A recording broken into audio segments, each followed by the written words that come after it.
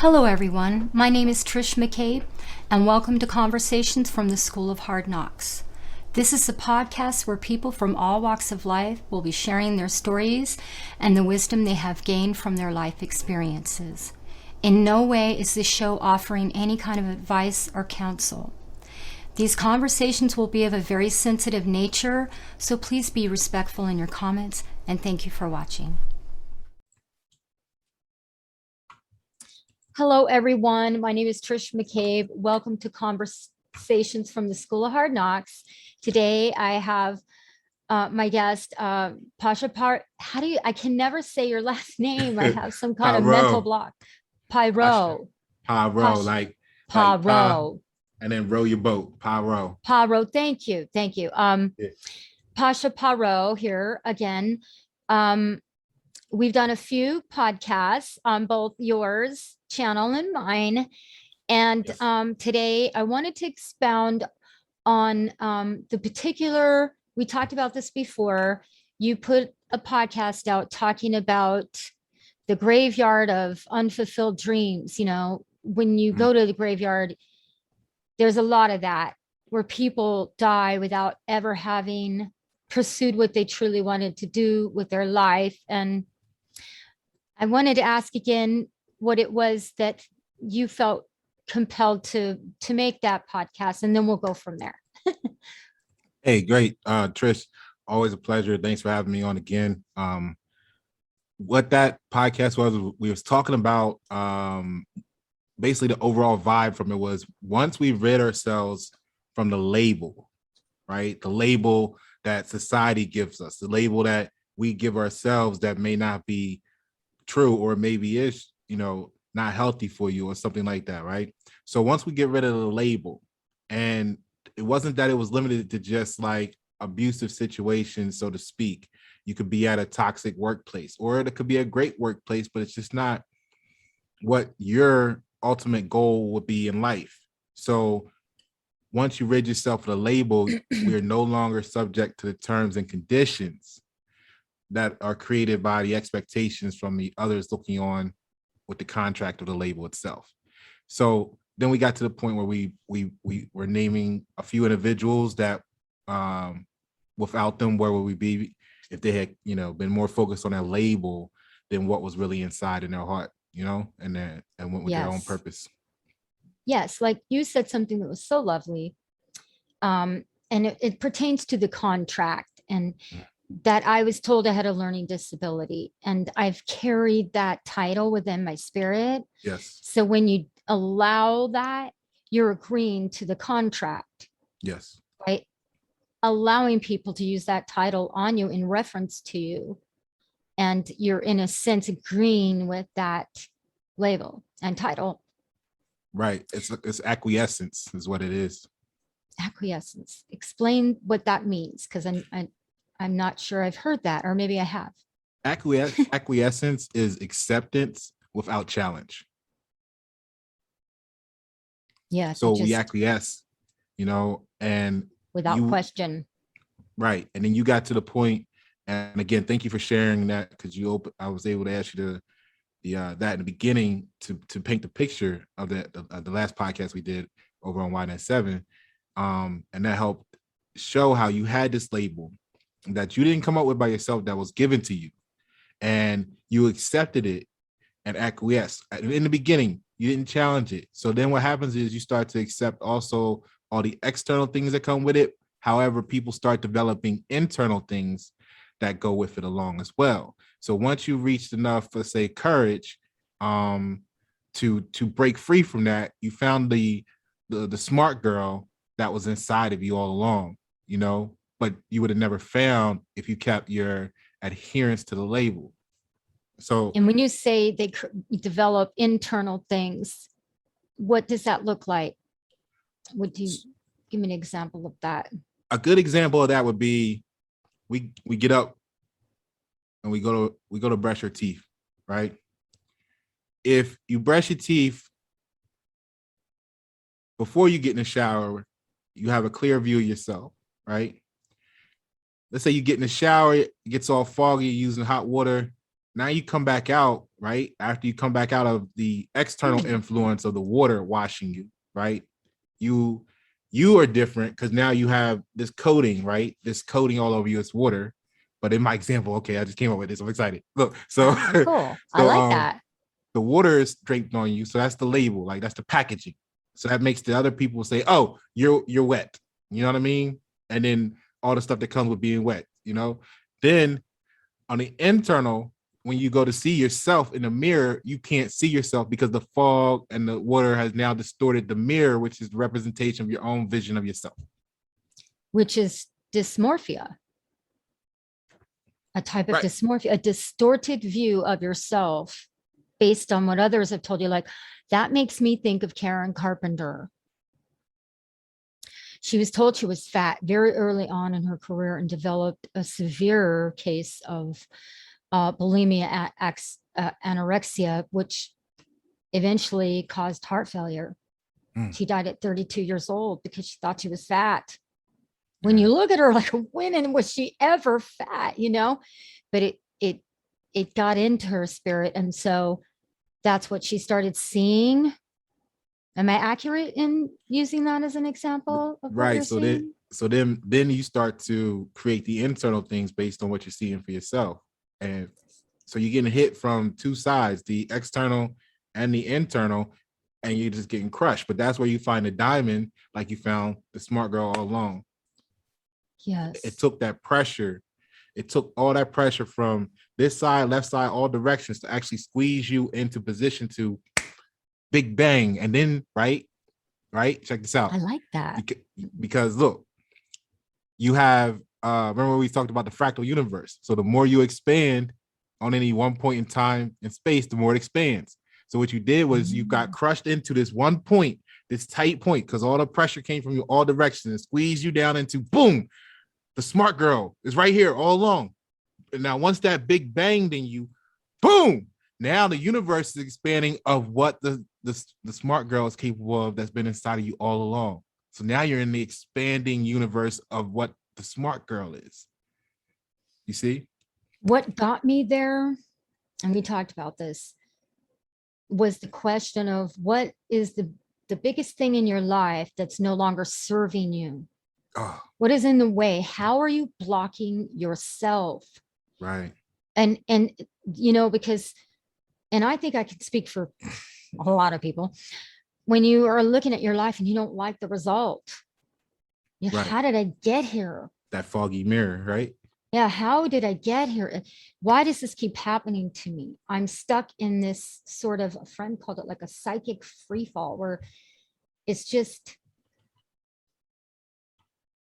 the outcome of my decisions were showing me that those decisions were not in my best, they weren't in my best interest. Yeah. Right. So, when I was in this group, and we talked about this before, that was the question that was on the table for all of us. It was a group of women, what no longer serves you? And I told you, I was driving down the street and it came to me, the stupid girl. And it was profound. That was so profound. So I ask all you out there that are watching, I really earnestly ask you to look at your life and ask yourself that question. What is it that's like in your life that's just, it's not working? It's just, you're not getting the results that you want. Really look into that, because this is really what we're addressing here. Yes. Basically. Yeah, absolutely. And I got some keystrokes you may hear in the background. So I'm taking notes as you talk. I like to take notes when I'm talking to people. So that me too. Yeah, all right, cool. So when you said, why does it keep happening to me? And for the people out there that's in that moment, right? Yes. Because you have that moment in infinite amount of things in life. So when you're in that moment, you're like, why does it keep happening to me? Remember the foggy mirror that we talked about earlier?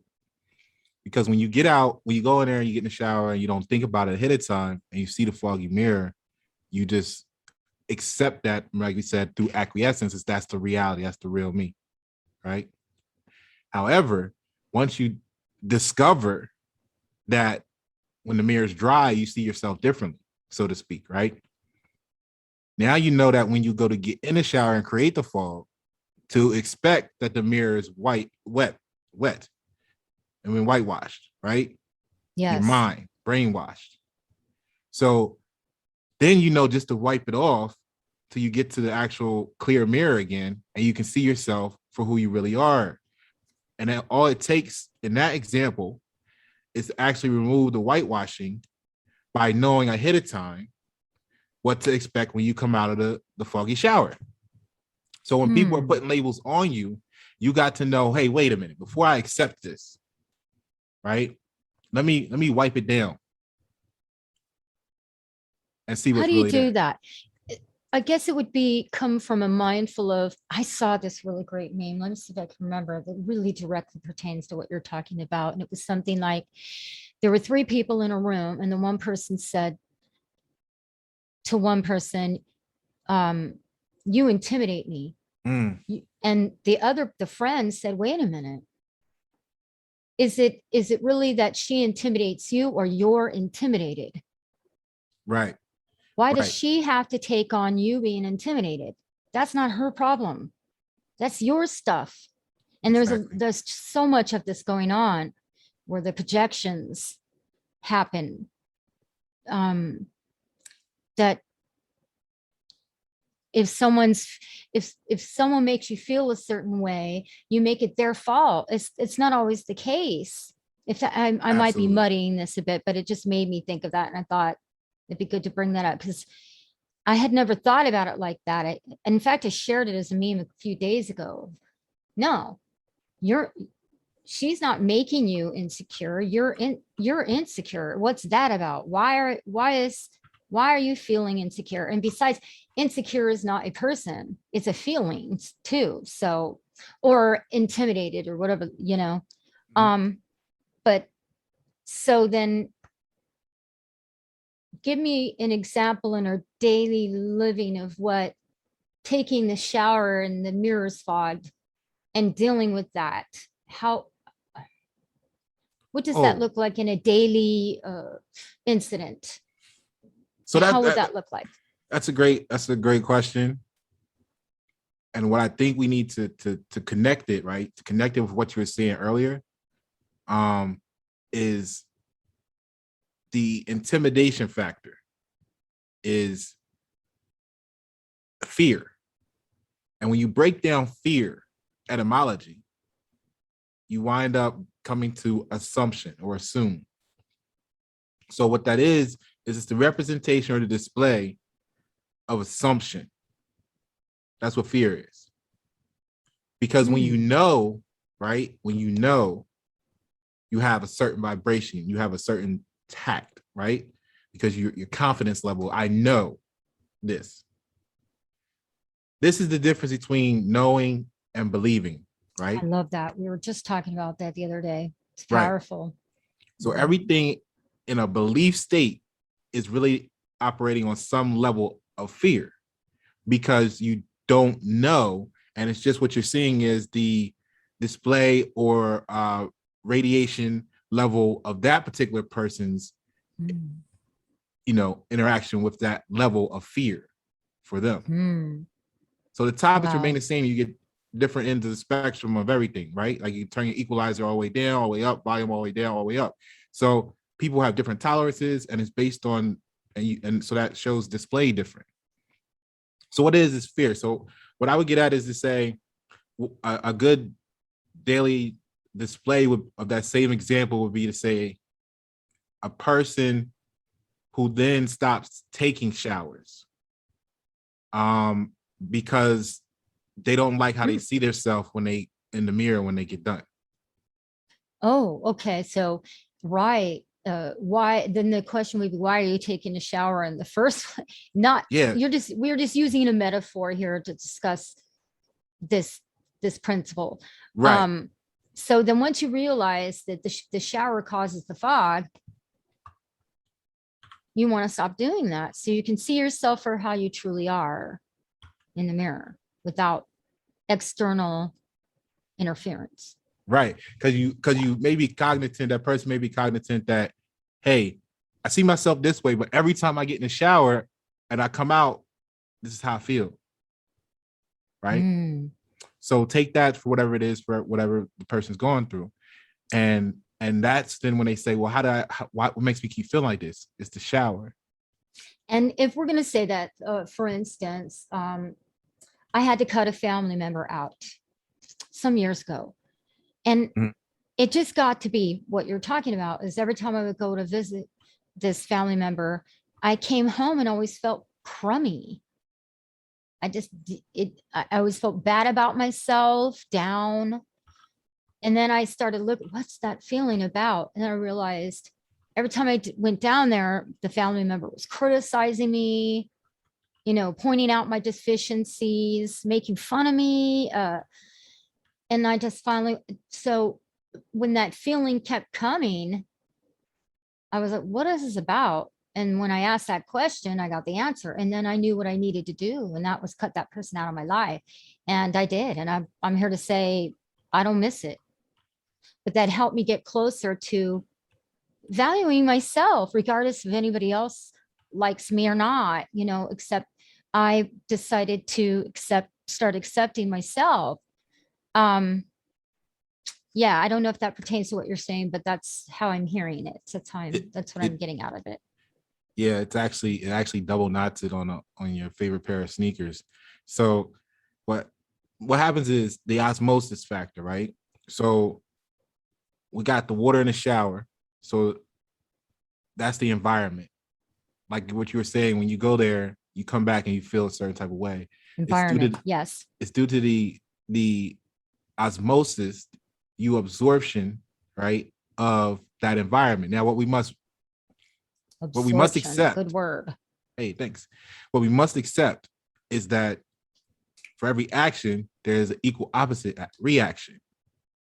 This is when the mind and emotion connection goes to a higher level, because you have to accept that the same way, by definition of balance, that you feel in that environment feels about you in it.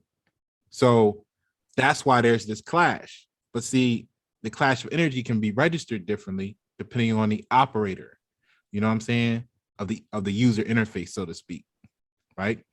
You pointed out some things, how they said they pointed out some things on you, right? Yes. And how that made you feel. Well, let's go to something, maybe a car. Okay. A car has many parts.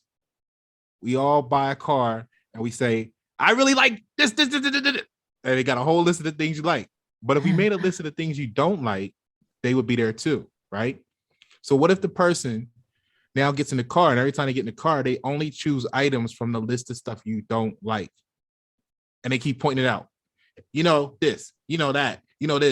And eventually, if you accept that, acquiesce to that enough, that vibration, absorb it, osmosis in that environment enough, you will start to not like the car that you once really enjoyed. Isn't that the cycle of new and used car purchases? The only difference is we can't get rid of ourselves. Yeah.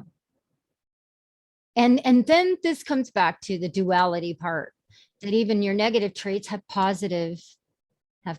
We were talking about pros and cons. Mm-hmm. There's a use for all these things. And once you start to realize that your bad traits are just as important as your good traits, they're all, it goes down to your principle that I love. You say every day is a good day, or what is not every day. What is your word? It's always a perfect day. It's always a perfect day. Because everything is as it should be, because everything is your teacher all the time. Mm-hmm. Every aspect of yourself and others and what's going on in the universe. And I'm probably getting too deep on that, but yes, I love this. We opened up with this, and then we can tie in to people like Steve Jobs. Mm-hmm. You mentioned Dyson, the vacuum maker. And, I was thinking of Walt Disney and Bruce Lee. That was someone that came to my mind. These people that, didn't let people put them into a box. They didn't let people put them in to the label. The label. Yeah. Tell them what they are. This is what you are. And this is all you can do. And all the limits. Or one thing, maybe that for the people here that are connecting, maybe they didn't actually not let people put the label on them, but they were in the label and broke free of it also. Yes. Like I did. Right. Just like It you. took a while, but I finally went, no, that girl, no, she's been running a show for far too long. It's time to let the other person have a chance. That's Timmy, the smart person. And wow, that was just profound. And it still astonishes me how that limited belief has stymied me so much, all my decisions on every level. And this is why we're sharing this, right? We want people to know this happens to us. And it's possible. It happens and it's possible for you. It's possible for you too. Yes. Yes. I mean, sometimes sometimes people say, gosh, he's so happy and I don't have anything. And what's wrong with me? And, they'll internalize that they don't have something and the other person has. And maybe if you open up your thought on that and look at it like they can do it, so can I. Yes. Turn that thinking around of, wow, they're an example that it can be done. That is what's needed. But more importantly, it's the acceptance. Remember how we talked? Let me ask you this question, Trish. Why is it easy for people to accept negative things and acquiesce, right? But not the positive things? So why is it so easy for us to slip into that label and just lock the door and throw the chain on it and just, right? Versus when we see the person saying, hey, the Jerry Seinfelds, the Einsteins, the Van Gogh, why is it so hard for us to say, me too? Trish too. Pasha too. You too. Why is that so much harder? We do have a society. I actually, I put a question on my page some time ago. Why is self-deprecation so acceptable? Yet, if you say anything good, you're boastful, you're bragging, you're full of yourself. And I think that directly pertains to what you're talking about here. Of we have a culture that there's just a lot of inaccuracies, like pride. Pride cometh before the fall. I heard somebody saying, I said, that's not true. And we talked about this, like if you graduate from school, you get a degree, you're going to feel a sense of pride. Sometimes pride is, when it's out of balance, isn't good, but when it isn't, it's very good. It's important part of us. People keep saying, I want to get rid of the ego. It's like, well, first of all, that's not possible. But you don't throw the baby out with the bathwater. The ego has a very important role. It's part of us.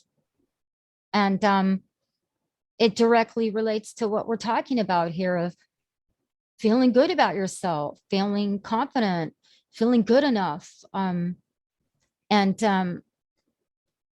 Basically just, I don't know if I'm explaining myself I got well you enough here. Yeah. I got you. Yeah. Can we go back? Let me translate what I got from that. You tell me for more. So, you know what the issue was in that shower example?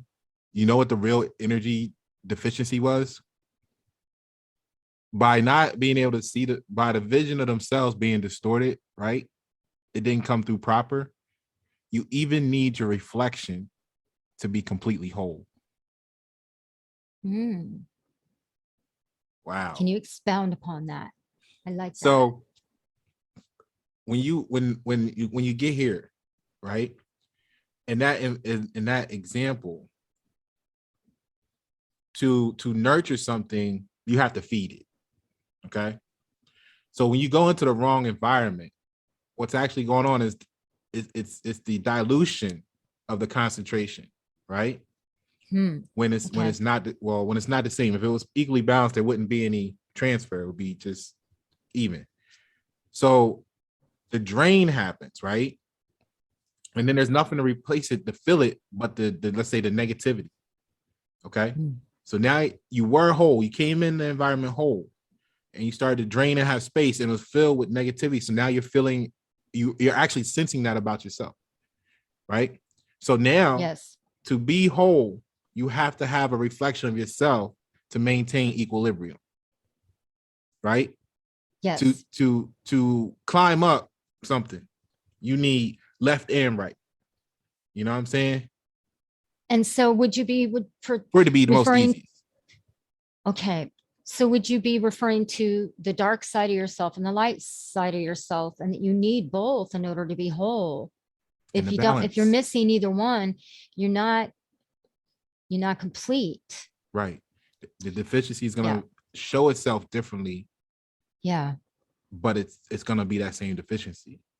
And it comes down to what we were talking about, what she talks about in the book, The Dark Side of the Light Chasers. There are benefits, like she used, and I think we talked about this before, the bad and wrongness of being a bitch. Sometimes that behavior, what being a bitch looks like, is necessary for self-defense. Right. Defending your children, defending a principle, something that's important to you. You might, or just, if somebody's intrusive on you and you're going to protect yourself, you might look like a bitch, but sometimes it's necessary. And if you don't allow that, then you don't have the full scope of all that you are. And you're limited and you're stymied when you're constantly being told, don't be a bitch, don't be a bitch, don't do this, don't.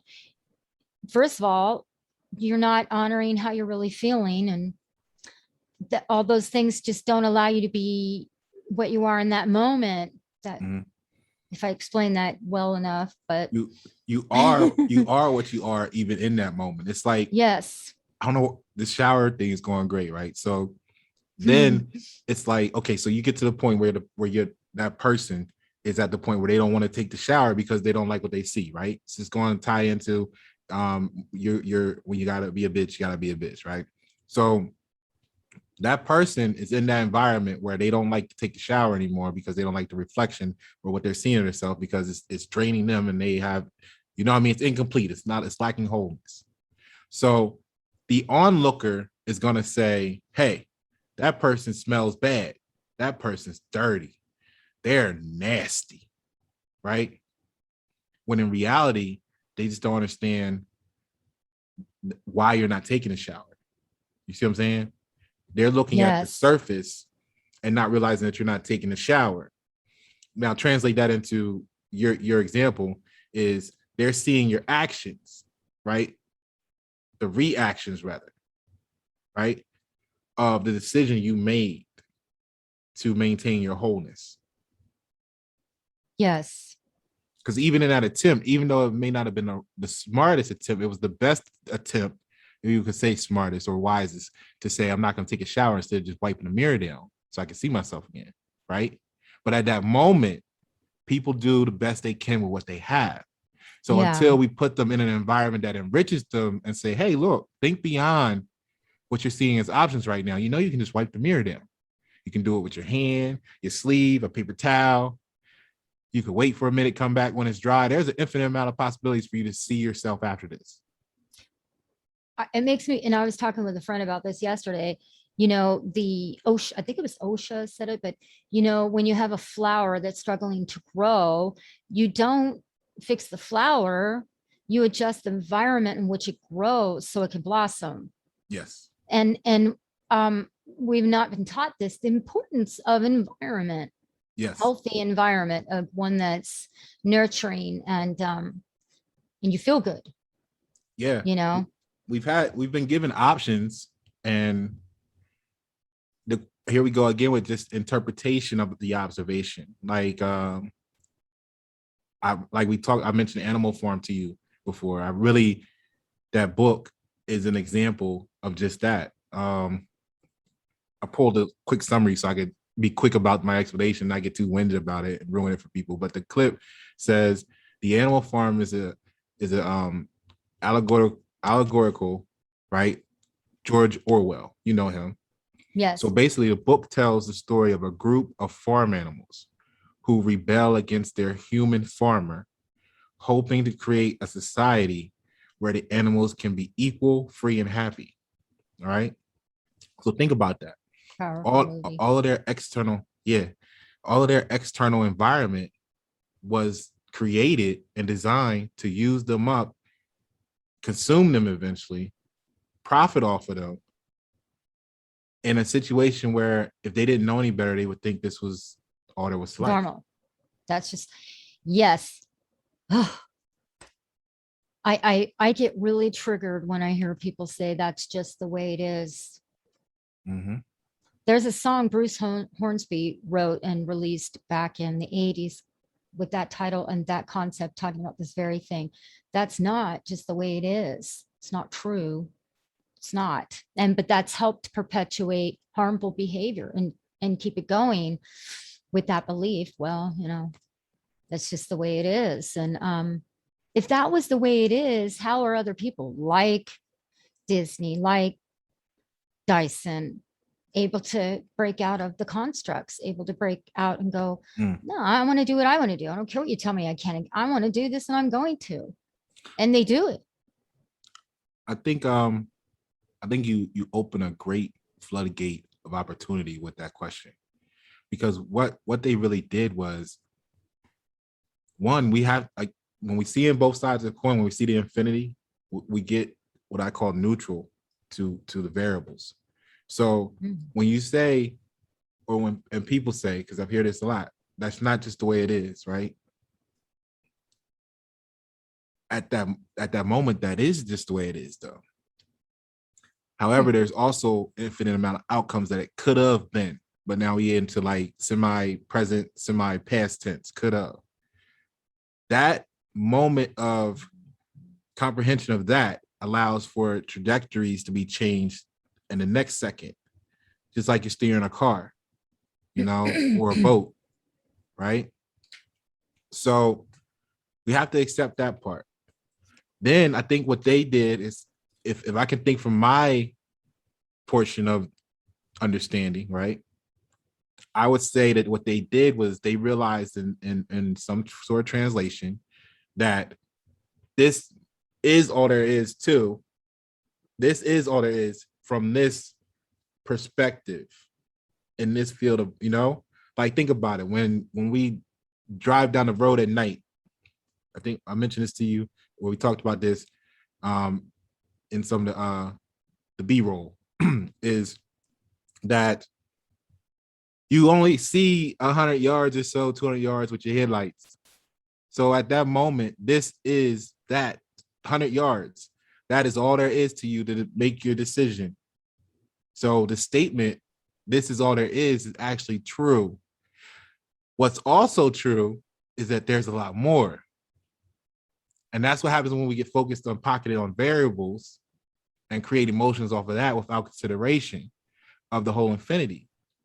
So then we get emotionally attached in our feelings because whatever they're saying is all it is, but it's how do we get them to expand beyond that point to see the more, and that's what we're doing right now. Yes. That's what we're doing. What separates Walt Disney from your average person, average, but anyone else, let me relanguage that. What separates Walt Disney, Dyson, Steve Jobs, Bruce Lee, Dr. from Seuss. any of us, Dr. Seuss? What is that key component to you? What is it that separates them? And what do you think? I think that is. I think we could name a lot of things about them.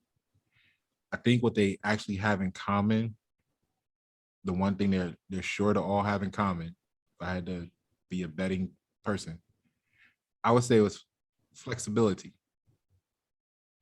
It was the ability to be flexible. If me and you, or you and whoever are standing opposite, you're swimming across a river, and you want to get to, you standing directly across from this pier, wherever you want to get to, but you're swimming. Well, if you put your head down, right, and just swim, you could wind up anywhere the current takes you accidentally, right? If you stay focused, heads up on where you're trying to get to, even when the current pushes you down this way, you're gonna alternate your trajectory, like we said earlier, to compensate, and that's gonna allow you to reach your goal. So what happens in between there? Some people, they fatigue, they stop swimming, and then there's the infinity of why, like, oh, I forgot to swim, or I didn't know I could do that. All those statements that happen that creates impasses for people in their lives. But if you stay focused on the destination, it makes it easier to overcome all obstacles. So the last part I got from Simon Sinek. They did a great study on that with two control groups to prove that basically when people agree on a destination, it makes it easier to overcome all obstacles. It made me think of something that a friend and I were talking about, Bruce Lee, and one of the things that he said are like, be like water. Yes. Crash, flow, exactly the same point. Exactly the same point. Yeah, I would love to break that down because I think that's so important. And I kind of want to say it's the Alan Watts thing, what you resist persists. Or what Eckhart Tolle says, always act as though you chose it. Always work with it. Whatever is happening, use it to your advantage. Yes. There are always advantages to the situation. Look for those in things. How can you use that inconvenience or that bad thing that happened to your advantage? How can you shapeshift it and great word. Transcend it into pain, into gain? It's like the girl that we talked about in the one podcast. She was overweight. She was always picked on until one day somebody said, have you ever thought about getting into boxing? Because you could use your size to your advantage. And she was like, and she ended up being the top. She went on to win all these awards and whatnot, top female boxer. Something she would have never considered the hindrance and actual advantage. Great example, great display, and perfect timing. Because when you said space, what came to my mind is the inclusion of that Bruce Lee water quote, where it says, when water goes into a space, it becomes the space, right? I didn't say it exactly right, but when water enters the box, it becomes the box, right? That's what he was saying. Oh my gosh, Michael, if you're watching this, we were just talking about this. Yes. And it comes from the embracing rather than the resisting. Right. This is what Carl Jung meant by what you resist persists. Until you, again, work with it. Embrace it, use it as a tool. How can I use this as a tool to help me move forward? Like your boxer.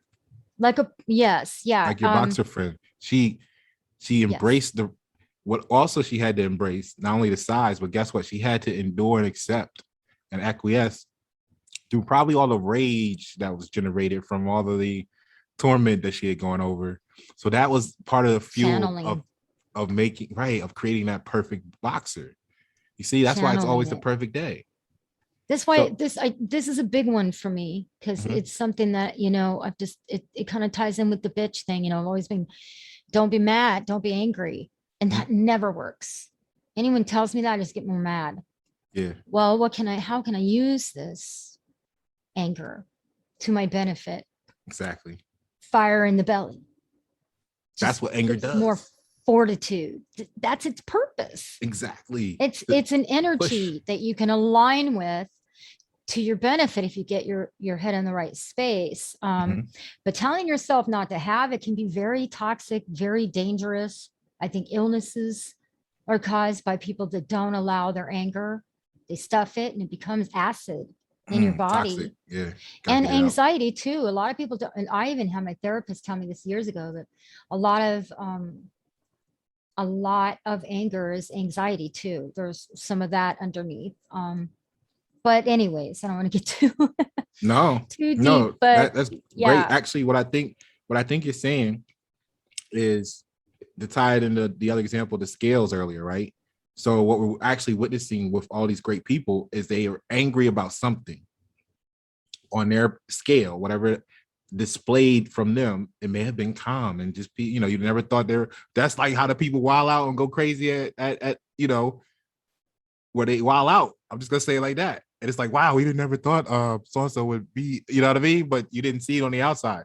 Or that amazing artist that comes in looking like the nerd and has an amazing song when on American Idol. They're like, we would have never expected that from you. It's that. It's their scale, they're displaying it, but they were all reaching a point of anger about something that made them go out and change it. That is so, oh, thank you for that. That's at the crux of all my anger. I have a lot of anger issues. Yes, people, I'm human. I have faults and I'm not perfect and I'm not on a soapbox, please, at all. Everything that we're talking about here, I also want to understand within myself. As I'm talking about this with you, I'm also talking about with myself. And anger has been a big one as of late. How to manage it for me, because I have a lot of it. And it's because I'm finally allowing myself to be upset about things that we're told we're not supposed to be upset about. And when you allow it, it's like a floodgate. Right. Because there's a lot of things that you've not allowed yourself to be angry about or be upset about or feel strong emotion about. And when you allow that, it's like, okay, now I got to channel it. So this is where you get to make the anger a healthy thing. Right. And it could be a fun thing because once you get the trigger, your keyword, you can say, okay, well, instead of being angry, because now you figured out, you're already to the point now, you figured out it's like the 4 levels of consciousness. We just walked through like kind of. So you figured out, okay, I didn't know before, and I used to get mad, and then I got to the point where I stopped taking a shower, and then I said, oh, it's not the shower, it's the mirror still there. It's just got some distortion of the reality for whatever reason from the environment. And I need to know that going in, and now I can wipe the shower down. And then what happens is you start to find the enjoyment of saying, hey, the mirror is foggy. What it look like behind the fog today, baby. You know what I'm saying? And start to go into like a party of filled with excitement of what you're going to discover. You know what I'm saying? Now make it a curious. I saw this meme that kind of ties in what you're saying. Take your fear and turn it into curiosity. That's the key right there. Make it an adventure instead of torture. Be excited instead of anxious. Because there's that duality thing again. Yeah. You're amazing. I think you just solved it. Really? Yeah. Because what we've just discovered, right? What we just discovered. And it's a great example of how when you start something, you may not know where you're going to end up, people. So just start. Now, what we just came to was curiosity. That's what's at the root of all these people. That's what they all have in common. And what we're seeing, what we were talking about was all the side effects or the byproducts of their curiosity.